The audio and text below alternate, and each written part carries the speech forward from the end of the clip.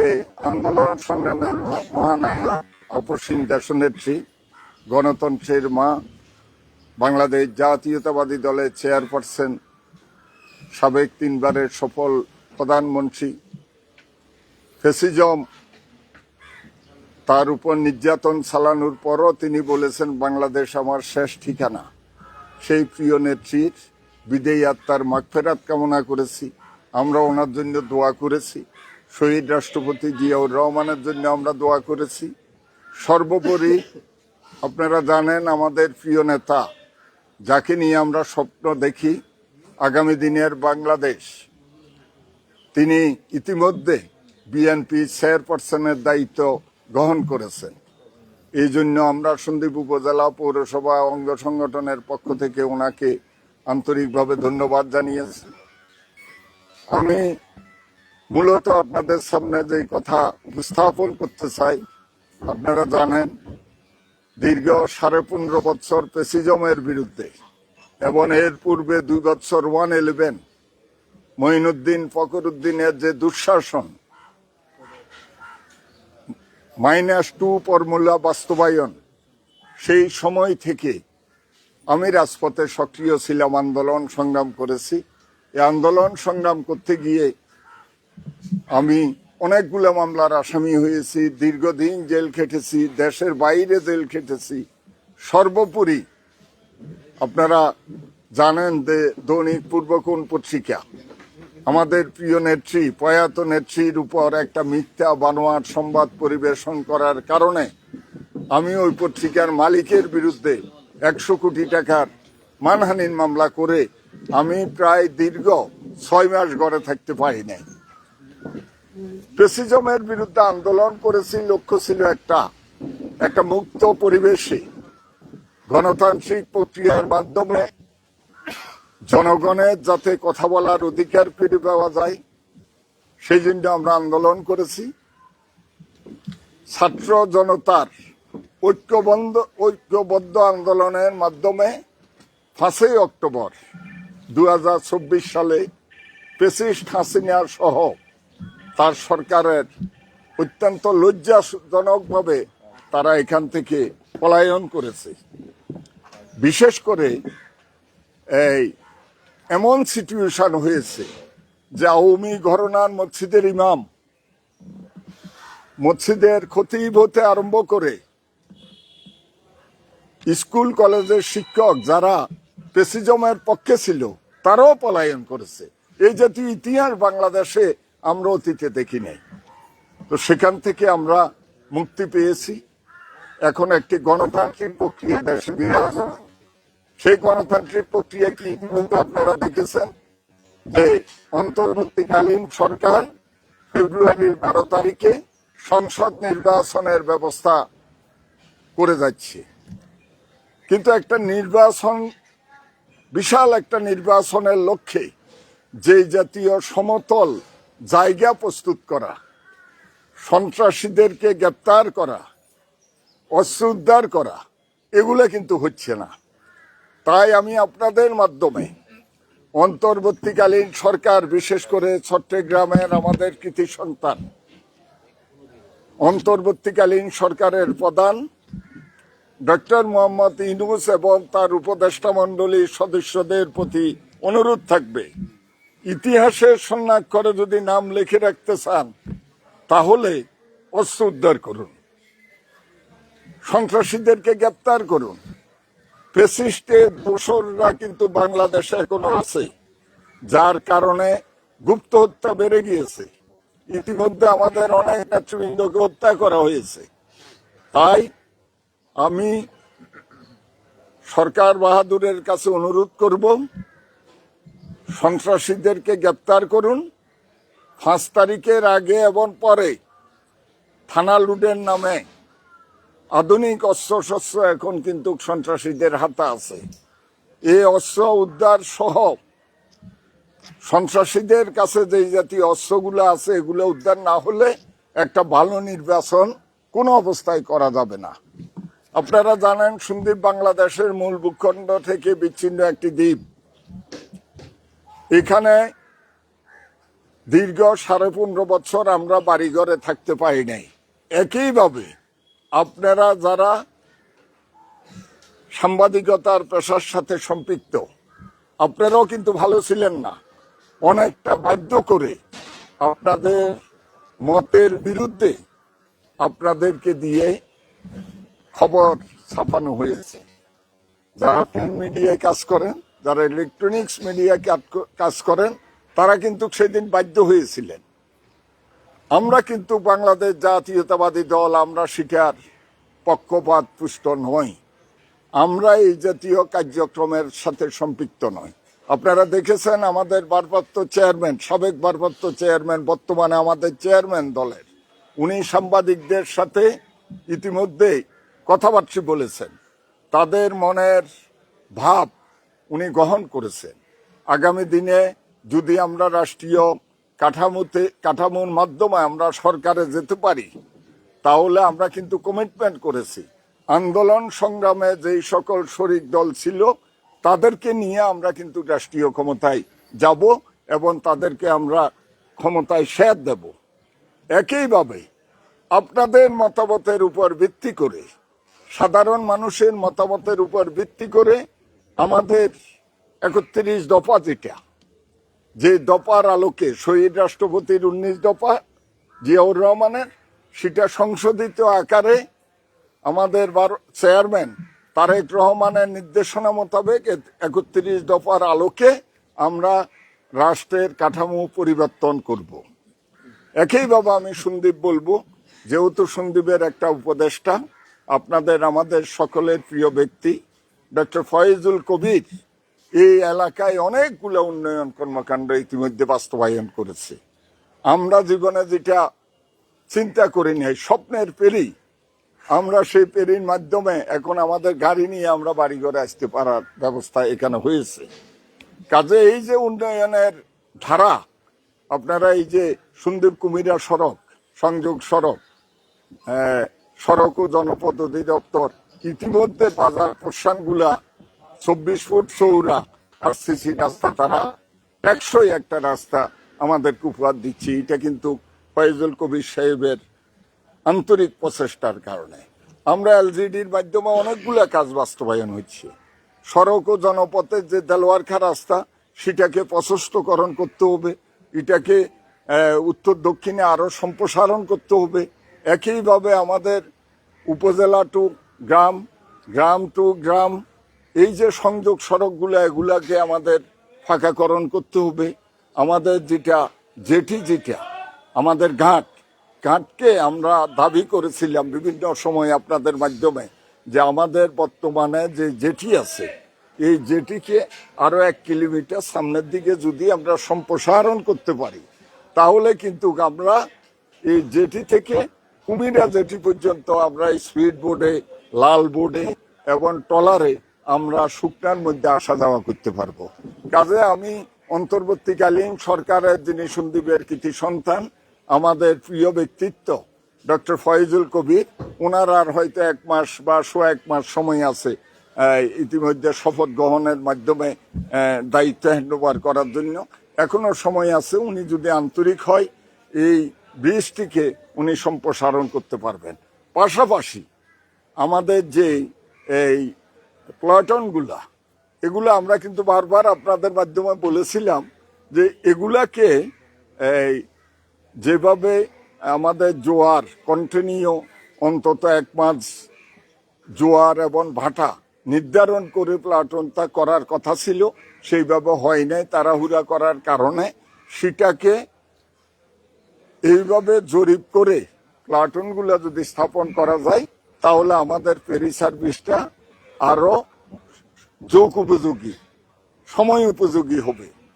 পাশাপাশি কোস্টাল ফেরি এটি যাওয়ার ডিমান্ড, আমি বারবার বলেছি, আমাদের নৌ পরিবহন উপদেষ্টা কিন্তু আপনাদের সামনে কমিটমেন্ট দিয়েছে কোস্টাল ফেরি সম্পৃক্ত করা হবে। সেই কোস্টাল ফেরিটা সম্পৃক্ত করা এটি যাওয়ার ডিমান্ড। তো আমি মনে করি আমাদের যিনি নেতা, আমার যেগুলা কমিটমেন্ট ছিল দলের পক্ষ থেকে, এখনো আমি সেই কথাগুলো আপনাদের সামনে আবার উপস্থাপন করব। যদি মোস্তফা কামাল পাশা নির্বাচিত হয়, তাহলে আমরা ওনার মাধ্যমে ওনার মাধ্যমে আমরা চেষ্টা করব সন্দ্বীপের এই নৌ যোগাযোগ ব্যবস্থাকে আরো আধুনিক করার জন্য, আমাদের সড়ক ও জনপথের রাস্তাগুলাকে টেকসই রাস্তা করে, শুধু এখন বাজার পোর্শনগুলা কিন্তু 24 ফুট হয়েছে, বাকি অংশটাও যাতে 24 ফুট করা যায় সেটা বাস্তবায়ন করা। পাশাপাশি মাদক, আপনারাও চাচ্ছেন মাদক মুক্ত সন্দ্বীপ হওয়ার জন্য, আমরাও চাচ্ছি। আমাদের এটা অন্যতম একটা ডিমান্ড যে সন্দ্বীপকে আমরা মাদক মুক্ত যদি করতে পারি, এখানে আপনাদের আমাদের ছেলে মেয়েরা সন্দ্বীপে লেখাপড়া করে, তারা যদি মাদকের দিকে ধাবিত হয় তাহলে কিন্তু আমরা সন্দ্বীপকে এগিয়ে নিতে পারবো না। এই জন্য মাদককে নাও বলুন, এটা আপনাদের প্রতি অনুরোধ থাকবে। আপনারা প্রতিনিয়ত এই যে আপনারা এই ইয়ের জন্য ফেরির টাইমের জন্য বলেন, সেখানেও আপনারা আমার মনে হয় স্টার্টিং অথবা ফিনিশিং এ যদি বলেন যে আমরা চাই মাদককে না বলুন, এটি যাওয়ার অ্যাচিভমেন্ট হোক, এবং আপনাদের মাধ্যমে আমার মনে হয় মাদক মুক্ত আমরা সন্দ্বীপে করতে পারবো। এটা শুধু প্রশাসনকে দিলে হবে না, তারা যেহেতু এটার সাথে অনেকে সম্পৃক্ত থাকে, আমাদের সন্দ্বীপের লোককে সচেতন করতে হবে। ডাক্তার, ইঞ্জিনিয়ার, তারপর যে শিক্ষক, মাদ্রাসার শিক্ষক, শ্রেণী পেশার মানুষকে বলতে হবে মাদককে না বলার জন্য। পাশাপাশি আমি বলবো, আমি আজকেও বলেছি, মাটি কাটা, অবৈধভাবে মাটি কাটার কোনো সুযোগ নাই। সেটা আমাদের দলের হলো, আপনারা তার বিরুদ্ধে লিখবেন, আমি আপনাদের সাথে থাকব। যে কোনো অবস্থায় এ অবৈধভাবে মাটি কাটা, জায়গা দখল করা, সালিশের নামে নিরীহ মানুষকে হয়রানি করা, এগুলো বন্ধ করতে হবে, এগুলো চলবে না। বিএনপির নামে কোনো ধরনের অন্যায় অনিয়মের কালিমা যার দ্বারা লেপন করা হবে তার বিরুদ্ধে আমরা রুখে দাঁড়াবো, আমি দাঁড়াবো, আপনারা আমার সহযোগিতা পাবেন। পাশাপাশি আমি আপনাদেরকে বলতে চাই, আমাদের একটা চিন্তা ভাবনা ছিল এখানে আমরা পর্যটন কেন্দ্র করব। আপনারা দেখেছেন ইতিমধ্যে হাতিয়াতে এই স্লোগানটা ব্যাপক আকারে হচ্ছে, সেখানে হান্নান মাসুদও একই কথা বলে, মাহবুবুর রহমান শামীমও একই কথা বলে, তারপর যে ফজলুল আজিম সাহেবও একই কথা বলে। অর্থাৎ পর্যটনের বিকল্প নাই। এখন পর্যটন ব্যবস্থা যদি সন্দ্বীপে আমরা করতে পারি, এখানে অনেক কিছু হবে। তখন সন্দ্বীপকে নিয়ে আপনি একটা বড় ধরনের স্বপ্ন দেখবেন। আর ইতিমধ্যে দেখছেন যে জাহাজের একটা অংশ তারা হাতিয়া গেজেট করে নিয়ে গেছে অনেকটা জোর করে। কোনো অবস্থায় সন্দ্বীপে স্বার্থ পরিপন্থী কোনো কার্যক্রম এখানে হতে দেওয়া যাবে না। এবং ইতিমধ্যে চট্টগ্রামের সকল নেতাদের সাথে আমার কথাবার্তা হয়েছে। আমরা এই যে আমাদের এই জাহাজের, আমাদের স্বর্ণদ্বীপ সহ যেগুলা আমাদের বাপ দাদার সম্পদ ভেঙে এখন নতুনভাবে সর উঠেছে, এগুলো কিন্তু আমাদের, এবং আপনারা সহ আমরা আন্দোলন করে এগুলা কিন্তু আমাদের করে নিতে হবে। তাহলে দেখা যাবে যে একটা বিশাল সন্দ্বীপ হয়ে যাবে। 1060 বর্গ মাইলের সন্দ্বীপ, বিলিভ ইট, এটা বিশাল ব্যাপার। করা যায়, দাবি করতে পারবেন, আপনারাও দাবি করতে পারবেন। আমার মনে হয় আপনারা সবাই সন্দ্বীপের সন্তান। আমার মনে আছে ফজলে লোহনী একবার সন্দ্বীপ আসছিল, মনে 1977 সাল বা আগে পিছিয়ে হবে। নোয়াখালী বাঁধের উপর একটা মহিলাকে জিজ্ঞাসা করেছে যে, বুড়িমা তোমার কি সম্পদ আছে? তখন বুড়িমা বলছে, লাঠির নিচে যে জায়গাটা আমার সেটাও নাই। কাজে আমাদের অনেক আত্মীয় স্বজন, আমাদের পূর্বপুরুষ, তার বহুল আকাঙ্ক্ষিত বাড়ি ঘর ভেঙ্গে তারা নদীভাঙ্গা হয়েছে। তারা আজকে বাংলাদেশের বিভিন্ন জায়গাতে তারা জায়গা জমি কিনে সেখানে অবস্থান করে। কারণ আমাকে এই যে আমি সেই দিন রাউজান গিয়েছি, সেখানেও একটা সন্দ্বীপ পাড়া আছে, রাঙ্গুনিয়াতে সন্দ্বীপ পাড়া আছে, হাটহাজারিতে বিশাল সন্দ্বীপ পাড়া, সন্দ্বীপ কলোনি, সেকান্তর কলোনি, চট্টগ্রাম শহরে হালি শহর, বিশ্ব কলোনি হইতে আরম্ভ করি আপনার এই যে ইয়েতে আমাদের এই পতেঙ্গা, সেখানেও সন্দ্বীপের লোক আছে। সীতাকুণ্ডে ব্যাপক পরিমাণ সন্দ্বীপ, তারপর মিরসরাইতে সন্দ্বীপ, নাই কোথায় সন্দ্বীপ। এগুলা তো সব বাড়িঘর ভেঙে গেছে, কিন্তু যাইয়া তারা এইসব জায়গাতে তারা বসবাস করে। তো কাজে এই ভাঙ্গা জায়গাগুলাকে আমাদের ফিরিয়ে আনতে হবে। এটার জন্য আপনাদের সহযোগিতা লাগবে।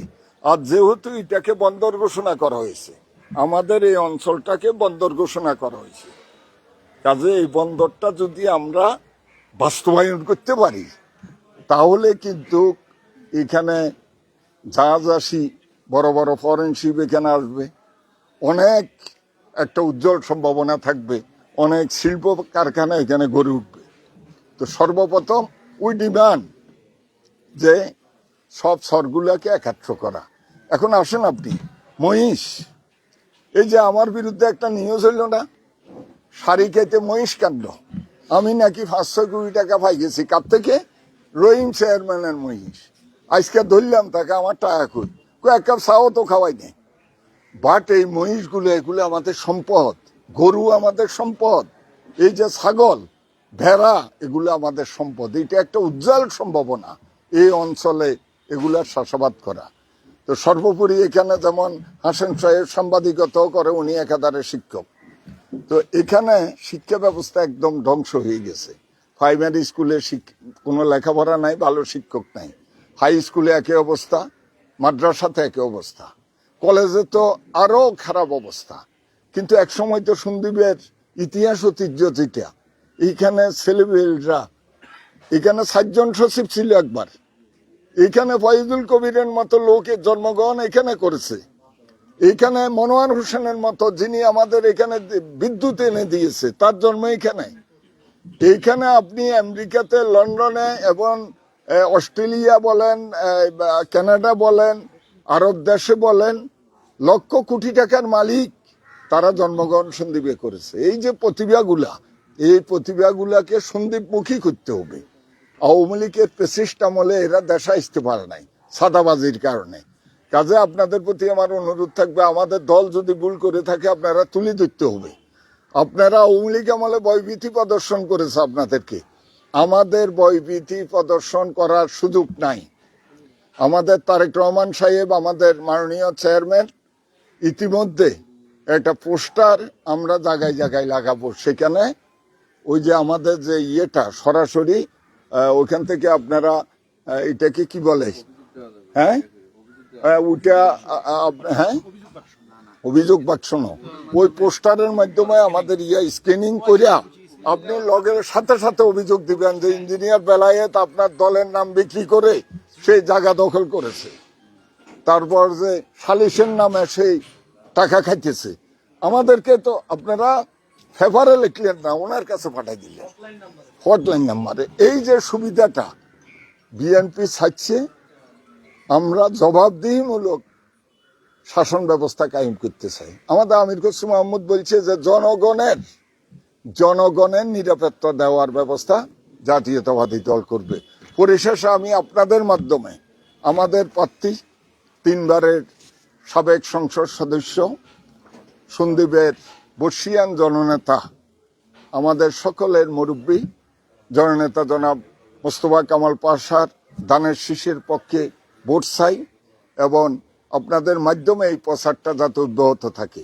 পাশাপাশি আমি আমার নেতা কর্মীদেরকে নিয়ে বিরামহীনভাবে আমি মনোনয়নের জন্য ভোটারদের ধারে ধারে গিয়েছি, কিন্তু আমি সেখানে বলেছিলাম দানের শীষের পক্ষে জনমত সৃষ্টি করেছি, আমাদের 31 দফার জনমত সৃষ্টি করেছি, আপনারা অনেকে সহযোগিতা করেছেন। তো যেহেতু আমি জনগণের কাছে গিয়েছি, তাদের চাহিদা ছিল আমি মনোনয়ন পাওয়ার জন্য, দল সিদ্ধান্ত নিয়েছে মোস্তফা কামাল পাশা এখানে উপযুক্ত হবে। সেই হিসাবে আমি আমার সকল নেতাকর্মীর প্রতি অনুরোধ থাকবে, স্পেশালি 2,65,000 ভোটার পুরুষ এবং মহিলা, তাদের প্রতি অনুরোধ থাকবে যে এখানে কোনো ধরনের প্রচারণায় আপনারা বিভ্রান্ত হবেন না।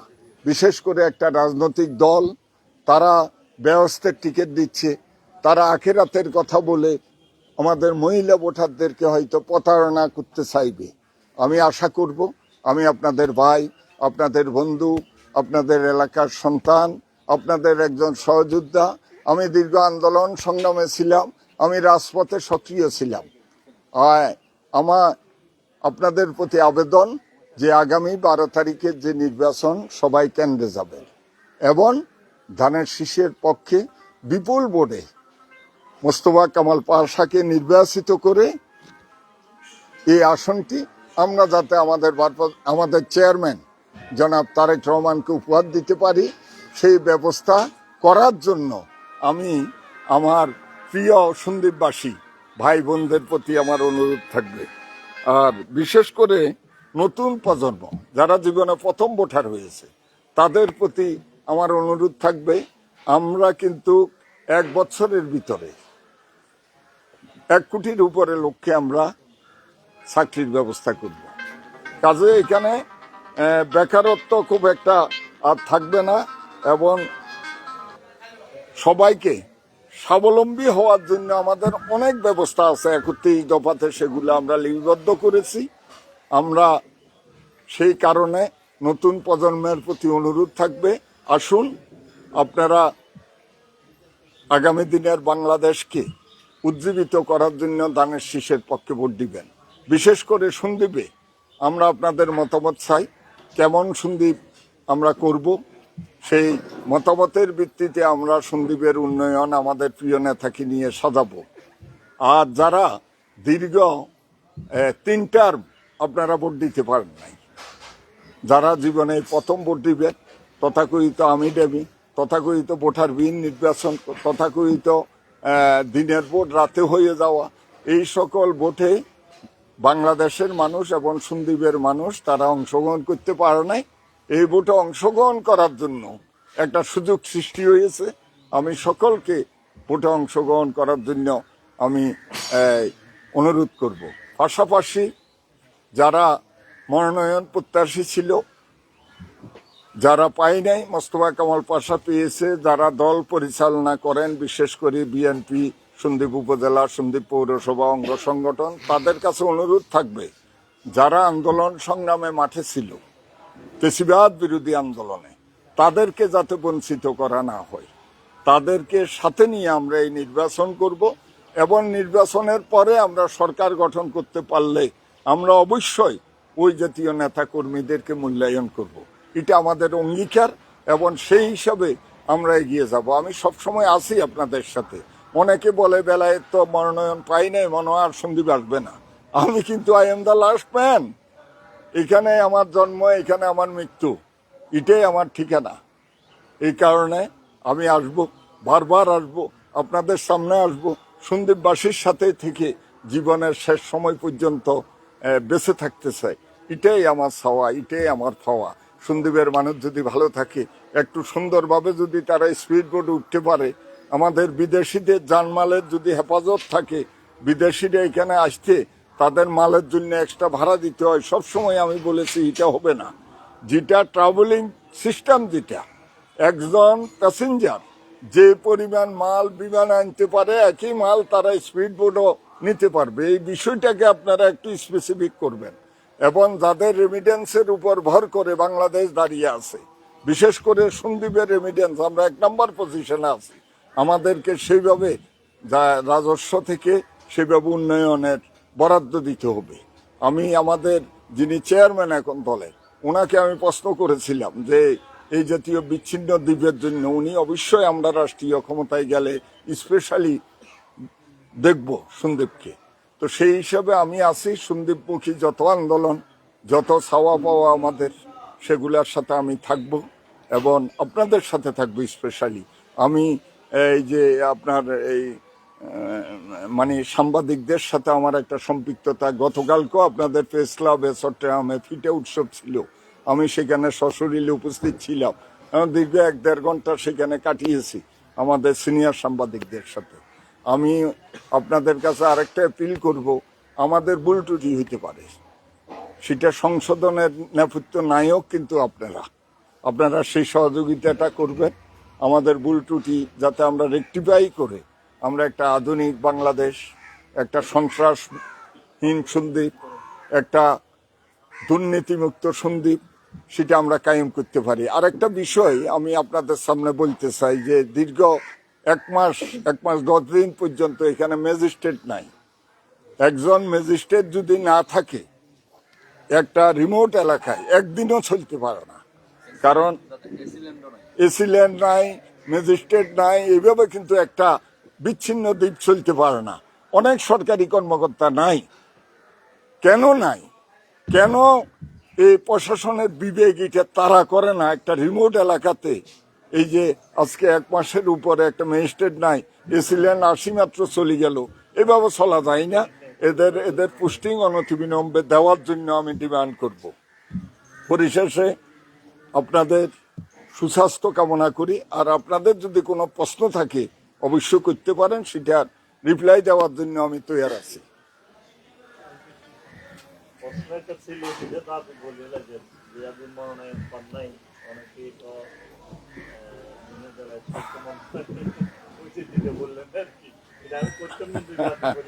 ইলিয়াস সাহেব, আপনাকে ধন্যবাদ। আপনাকে আর একটু ক্লারিফাই করি। স্বাভাবিক কারণে আমার একটা মানে যেটা বলে আমার একটা দলের প্রতি চাহিদা ছিল, এটা স্বাভাবিক। আমি রাস্তায় ছিলাম, রাজপথে ছিলাম। আপনাকে কিভাবে বলবো আমি জানি না। আমি প্রতিনিয়ত রাত্রে 2টা-3টা পর্যন্ত দেশের বিভিন্ন স্থান থেকে, পৃথিবীর বিভিন্ন জায়গা থেকে আমাকে প্রশ্ন করে দল এটা কি করলো। তো যেখানে ওরা আমাকে সান্ত্বনা দিবে, উল্টা আমি তাদেরকে সান্ত্বনা দিতে হয়। আজকে একজন আমার সাথে আসছে, সেই সৌদি আরব থাকি। সে আমাকে তো মানে টিকিটেই করতে দিচ্ছে না, হে করবে। তারপরে সে বলতেছে, দাদা আমরা কিন্তু খুব মনে কষ্ট পাইছি, কিন্তু দল আমার মা, এই দলকে নিয়ে 17.5 বছর পরিবারের জন্য যেটা করি নাই, দলের নেতা কর্মীদের জন্য করেছি। কাজেই দলের সিদ্ধান্ত চূড়ান্ত সিদ্ধান্ত। হয়তো আমার কোনো ব্যর্থতা ছিল, লিকেজ ছিল, যার কারণে হয়তো দল আমাকে সেভাবে মূল্যায়ন করে নাই, চিন্তা ভাবনা করে নাই। কিন্তু দলকে নিয়েই তো আমাদের এগোতে হবে। আমাদের প্রিয় নেত্রী অসুস্থ ছিল, আমাদের চেয়ারম্যান দেশের বাইরে ছিল।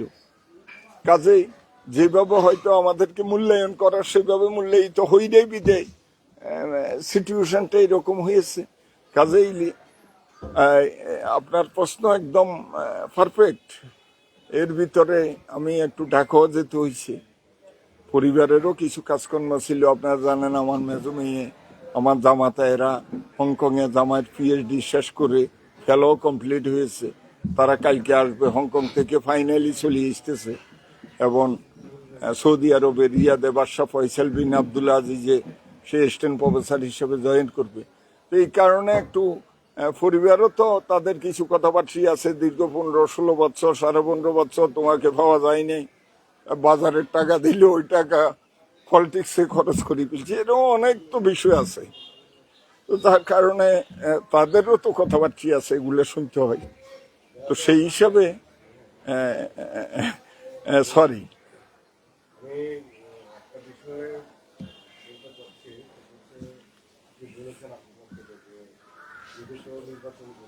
জি,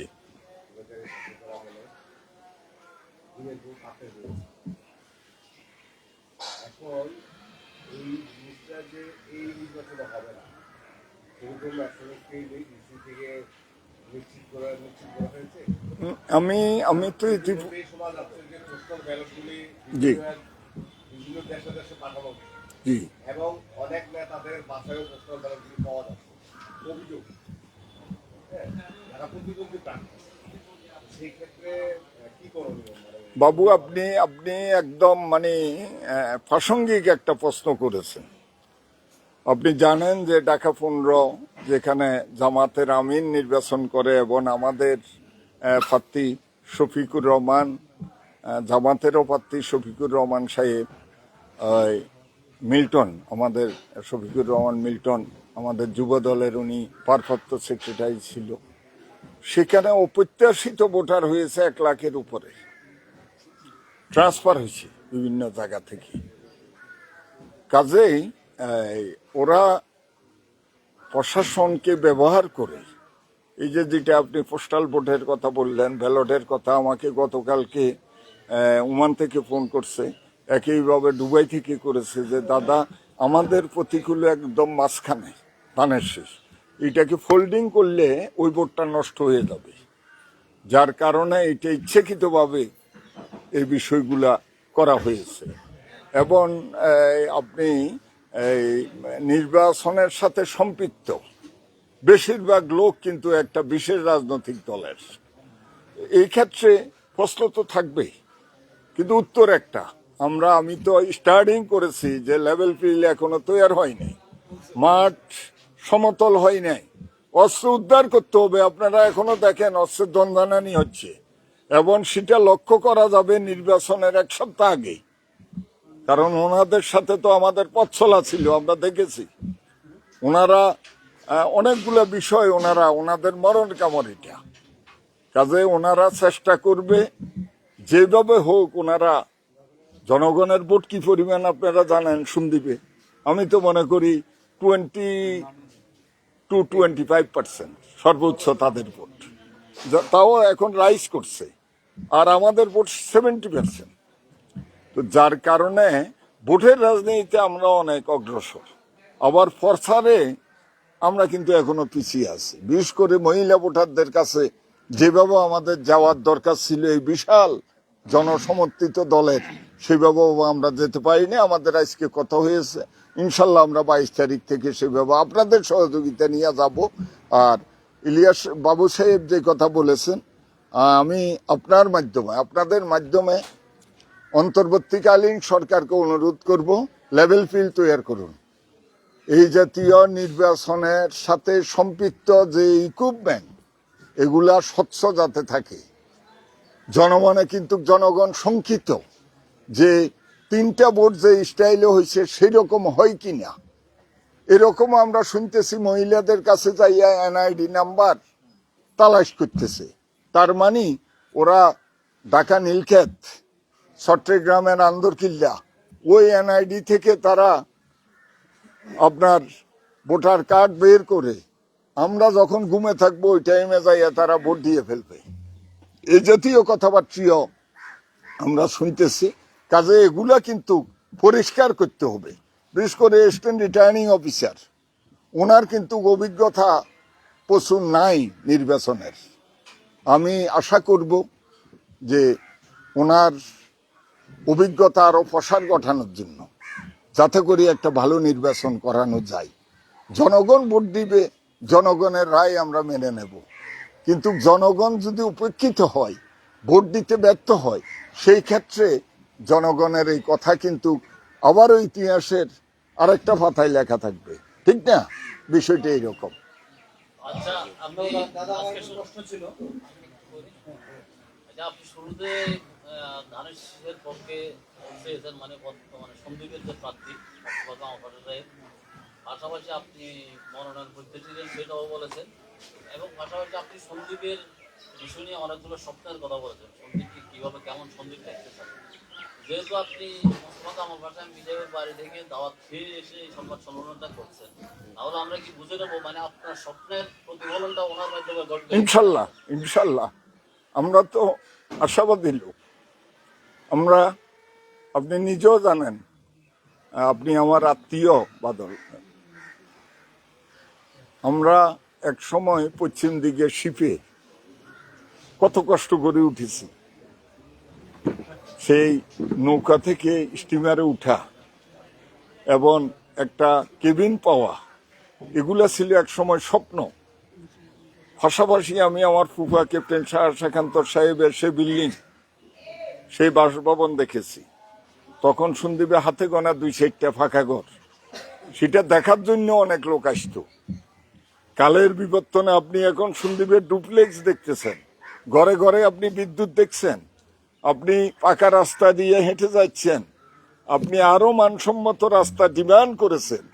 ডক্টর ফয়জুল কবির কিন্তু আমাদের চোখ খুলে দিয়েছে, ডক্টর মনোয়ার হোসেন আমাদের চোখ খুলে দিয়েছে। মেরাইন কেবেলে বিদ্যুৎ, এটা আমি চিন্তা করি নাই। এই যে স্বপ্নের ফেরি, আমিও বিশ্বাস করি না এই সাগরে এই ফেরি আসবে, কিন্তু এসেছে, এটা সম্ভব হয়েছে। এখন এটাকে আরো টেকসই করা, আমরা যাতে কাদার ভিতরে কাদা না ছুটে যাতে স্পিড বোটে উঠতে পারি, লাল বোর্ডে উঠতে পারি সেই ব্যবস্থা করা। এই চ্যালেঞ্জগুলো কিন্তু আগামী দিনে যিনি জনপ্রতিনিধি হবেন তার থাকবে। উনি যদি এগুলা ব্যর্থ হয়, উনি এককভাবে শুধু ব্যর্থ নয়, দলের সাথে সাথে ব্যর্থ। কাজে আমরা ওনাকে ব্যর্থ হইতে দেব না। এই কারণে সার্বিকভাবে ওনাকে সহযোগিতা করে আমরা এই কাজগুলো বাস্তবায়ন করার চেষ্টা করব যদি উনি নির্বাচিত হয় ইনশাল্লাহ। ধন্যবাদ। আমি আবু সাইদ, আপনার কাছে আমার একটা প্রশ্ন ছিল, সেটা হচ্ছে আপনি এই একটা আলোচনায় মোটামুটি 13টি বিষয়ে আপনি কথা বলেছেন। জি। আপনাকে ধন্যবাদ। আপনার আলোচনার মধ্যে 7টি বিষয়গুলো এসেছে। সেখানে ছিল অবৈধ মাটি কাটা, অস্ত্র উদ্ধার, পশ্চিমের নতুন ভূমি উদ্ধার, পুরো রাস্তা ঠিক করার বিষয়, মাদক নিয়ে কথা বলছেন, আপনি শিক্ষার করুণ অবস্থা নিয়ে কথা বলছেন, স্বাস্থ্যের বিষয়টা আসবে। স্বাস্থ্য শিক্ষা নিয়ে, সঞ্জীবের কৃষি সন্তানদের সঙ্গে ঠিক করার বিষয়ে কথা বলছেন, ধানের শিশুর পক্ষে কাজ করার জন্য কথা বলছেন, প্রতারণা থেকে সাবধানতা, বিভিন্ন দল যে প্রতারণা চালাচ্ছে সঞ্জীবে বিএনপিকে নিয়ে, পর্যটন দলীয় এবং এসিলেন্টের ম্যাজিস্ট্রেটের বিদ্যাপ এটা নিয়ে কথা বলছেন। এখান থেকে আমি একটু বিভিন্ন বিষয় থেকে একটা প্রশ্ন করবো, সেটা হচ্ছে আপনাদের রাজনীতিবিদদের উদ্দেশ্য হচ্ছে দেশের সামগ্রিক উন্নয়ন সাধন করা, সাস্টেইনেবল ডেভেলপমেন্ট এনশিওর করা। ফেরি যাতায়াত ব্যবস্থা, সেখানে ফেরি এটার একটা অংশ। আমরা অনাকাঙ্ক্ষিত যেটা আমরা তো কল্পনাও করি নাই, এই যাতায়াত ব্যবস্থার কথা ডেভেলপমেন্ট হয়েছে। এই যে একটা ফেরি আসছে, এই ফেরিটা আমাদের জন্য প্রায় একটা প্রমোদ তৈরির মতো ইউরোপিয়ান। এই ফেরিটাতে যদি আমরা প্রতিদিন 100 মানুষ আসা যাওয়া না করি, 50 জন মানুষ আসা যাওয়া না করি, এই সিটা এই ফেরিতে, শিপে আমি 1 মাস আগে 1 থেকে 2 মাস আগে আসলাম, মাত্র 28 জন যাত্রী আসছে। তাহলে সে সরকারি একটা শিপ কতটুকু ইনকাম পেল, আর আসা এবং যাওয়াতে 30 থেকে 35 হাজার টাকা খরচ।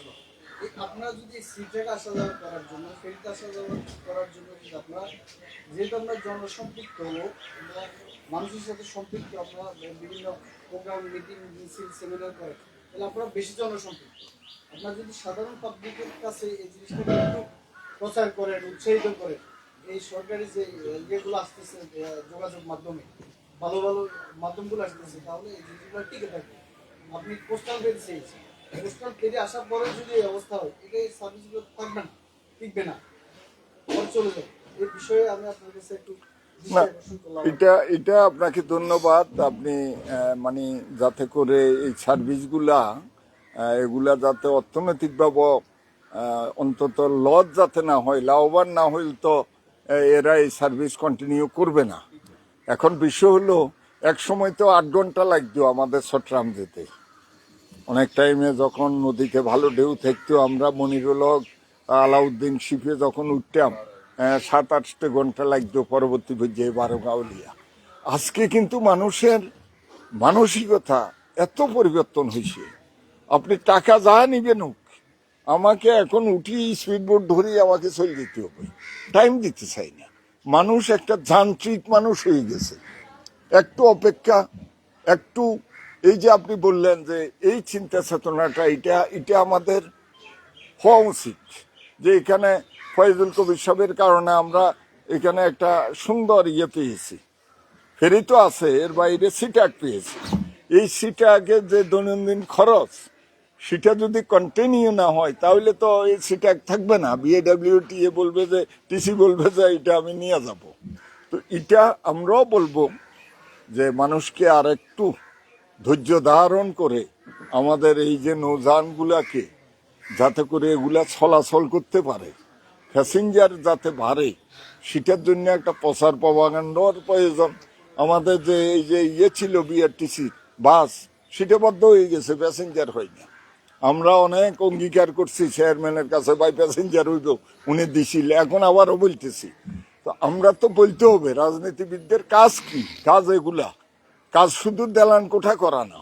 একটা সংখ্যা আছে, তাদের ফ্যাট বড় করা, আর্থিকভাবে সমৃদ্ধি অর্জন করা, আর একটা শ্রেণী আছে তারা মানুষের জন্য কথা বলে। একটা জানাজা বড় পাওয়া। ইউ ইমাজিন ইট, দেশনেত্রী বেগম খালেদা জিয়ার জানাজায় 1 কোটি 32 লক্ষ সিম ঢুকেছে।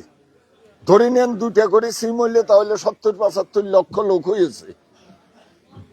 বাংলাদেশে তো নয়, এশিয়া তো নয়, এত এত বিরল। খুমিনিটটা বড় বলতেছে, খুমিনিটটাকে ফেল করছে। তো কাজে আমরা স্মরণীয় বরণীয় হই, রাজনীতিবিদরা হবে একই পার্শ্বে আপনার সাংবাদিকেরা, এমনও তো অনেক সাংবাদিক আছে।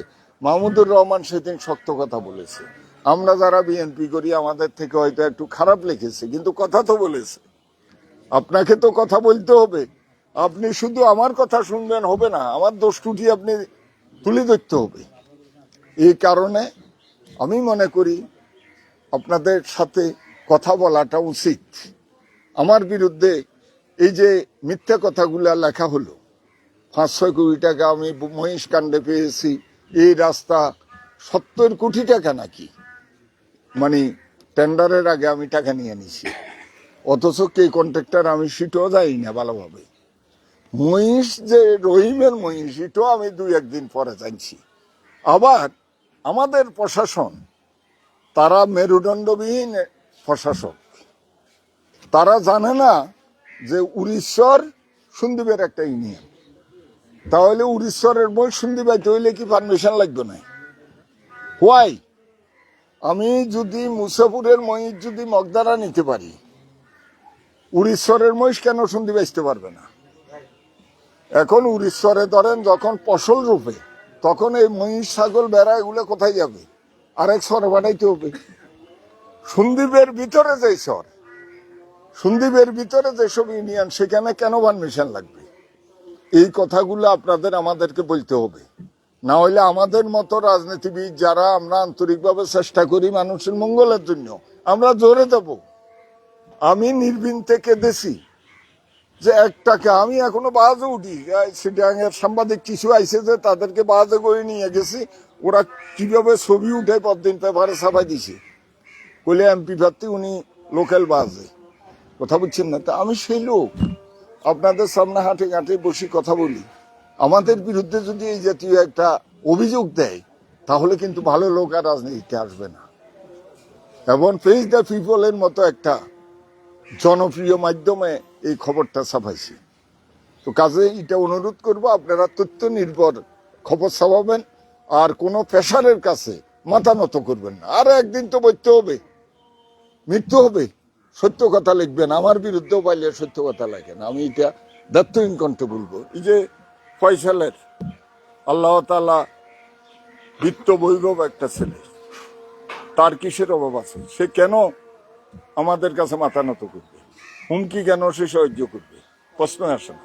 তো আমি মনে করি সাহসের সাথে আপনারা এগিয়ে যান।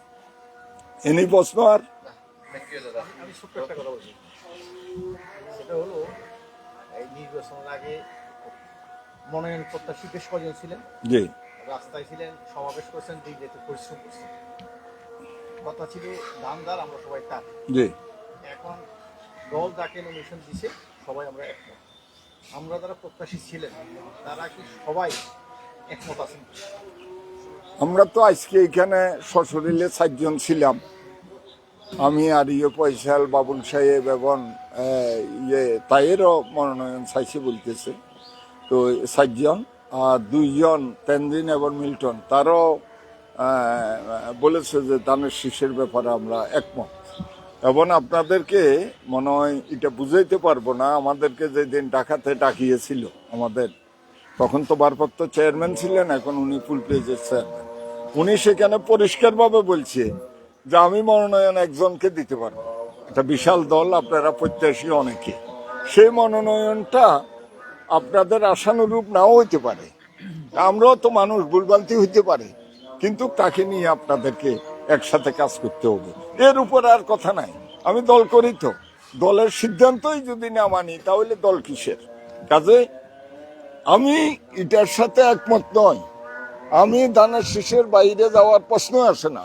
আবারও দলে যখন দুর্দিন আসবে, দুঃসময় আসবে, রাস্তায় আমাকে দেখবেন, অনেককে দেখবেন না, কিন্তু তখনও আমি থাকবো। Thank you. বলো ওনাদেরকে, তাড়াতাড়ি বলো।